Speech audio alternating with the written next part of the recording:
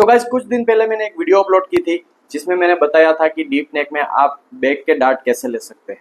उसमें मैंने पूरा प्रोसेस बताया था कि आप बैक के डार्ट कैसे ले सकते हैं।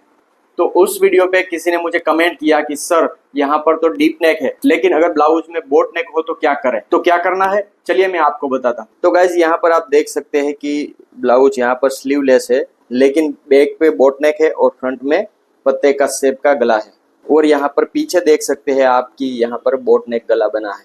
लेकिन आप यहाँ पर देख सकते हैं कि पीछे के जो डार्ट है वो हमने लंबाई में ऊपर तक लिए है। बैक में डार्ट कहाँ पर लेने हैं वो फॉर्मूला मैंने जो समझाया है वो सब में एक तरह से लागू होगा, लेकिन जो लंबाई का फॉर्मूला है वो सब में अलग अलग लागू होगा।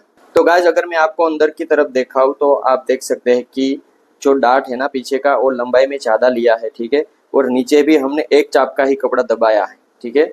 एक चाप का मतलब टोटल होता है आधा इंच, ठीक है। आप जो पीछे का डार्ट की लंबाई कितनी ले सकते हैं उसके लिए आपको यही देखना है कि जो आर्म होल है ना उससे पीछे का डार्ट 1 इंच या 1.5 इंच नीचे होना चाहिए। यही फॉर्मूला है बोट नेक में डार्ट लेने का। ऐसी और वीडियो देखने के लिए हमारे चैनल को सब्सक्राइब करें।